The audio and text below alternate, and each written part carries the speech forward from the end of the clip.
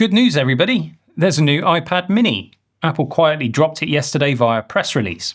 And I kind of understand why they've done that, because on the surface it doesn't seem like a massive change since the previous generation of iPad mini, which is the 6th generation. Now we're looking at the 7th generation. We've got some new colours. They're calling this blue. It looks kind of green to me. And we've got a purple colour, which looks sort of silver, starlight and space grey. So a little bit different from the previous year. That's not the most exciting thing, of course. What we now have is a new chip.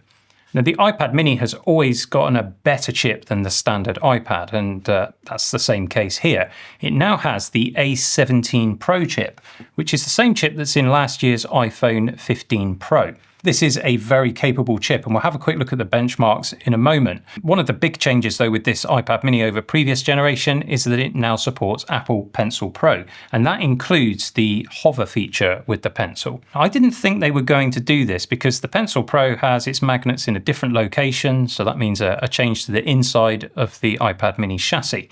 It also means that if you've already got Apple Pencil, you won't be using it with your new iPad mini. And it does also support the USB-C pencil, so you basically got two choices, Pencil Pro or USB-C pencil. Your existing Apple Pencil won't work. The screen appears to be exactly the same in terms of all of the specs, but I do wonder whether Apple has done something to fix the jelly scroll issue that affected the iPad mini 6th generation.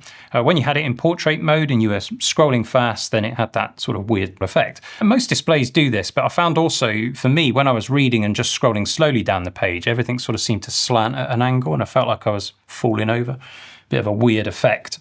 Some people don't mind it at all. My wife's got one and doesn't bother her, but it did bother me. I ended up returning mine. So I really hope that Apple have fixed that with this new version of the iPad mini. And you've got some other minor quality of life changes. Your Wi-Fi goes from Wi-Fi 6 up to Wi-Fi 6E, and Bluetooth is now Bluetooth 5.3. One slight downside if you're going for a cellular model is that it now appears to be eSIM only. Now, if you're in the States, you're already used to that because your iPhone is eSIM only. But here in the UK, we still get a SIM tray. If you check the specs on the UK website, you'll see that it just has an eSIM option. So let's talk about the chip that's inside the new iPad mini. They've gone with this A17 Pro. As I say, that's the one that was in last year's iPhone 15 Pro.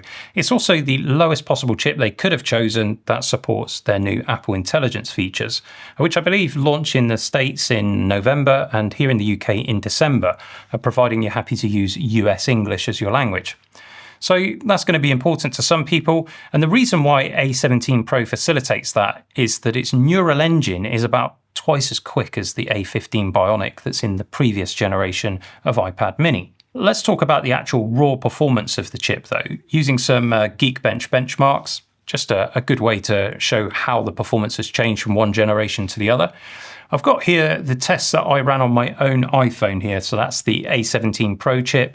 We'd expect the iPad mini to actually do slightly better than these results because it's got a bit more chassis to cool that chip. So we get a single core score of 2,965, multi-core at 7,436. I did have an iPad mini 6 and my wife has one, but I haven't actually tested it in Geekbench 6, only in Geekbench 5. So I'm just using the standard Geekbench results, and these are averaged across all results. So they're probably a little bit lower than is actually the case for the iPad mini 6th generation. However, you can see there's a big difference. Single core score here at 2121, multi-core at 5,367. But of course, this is an iPad, it's running iPad OS. You're really not going to see these differences in day-to-day tasks. One area where you might see a performance uplift, though, is in the graphics performance. So I've got here the Metal score that I tested for my iPhone. So this is the A17 Pro chip and it's scoring 27,500. Whereas the A15 Bionic here is scoring about 19,500. So that's quite a considerable uplift between the two generations. So if you like playing some games on your iPad, you may well see some difference in performance there, especially if you're interested in trying out some ray tracing, because the A17 Pro supports it, whereas the A15 Bionic didn't. There are also some minor changes to things like the camera. It's got slightly improved image processing, so you should get a slightly better image out of it if you're interested in doing photos with your iPad mini. But I think the real win here is in the pricing. Let's just spec one up. So on the left-hand side, I've got the UK site with prices in pounds, and on the right, the US site with prices in dollars. The UK price includes our 20% VAT, whereas the US site doesn't include state sales tax. And you can pre-order these now, and they're starting shipping from the 23rd of October. So first area is storage. And the first thing that you'll notice compared to the iPad mini 6th generation is that we've gone from 64 gigs to 128 gigs of storage as standard, but the price hasn't changed. That's great news, but it gets even better. If you go up to the 256 gig model, that comes in at £600 here in the UK, or $600 in the States. And I'm pretty sure that's $150 less than a 256 gig iPad mini 6 would have cost you. So big win there.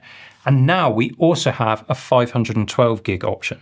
So if you want a bit more storage on your iPad, that's available to you. And the 512 option is going to cost you £800 here in the UK or $800 in the States. If you want one of those new Apple Pencil Pros, that's going to be £129 or dollars. Or you can go with that USB-C option for 50 less.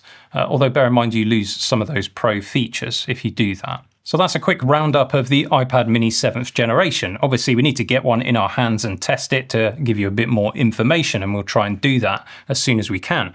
Have Apple done enough to convince you to buy one of these? Would you consider upgrading if you've already got an iPad mini 6th generation? As always, thanks for spending some time with me today. See you again soon for some more geekery.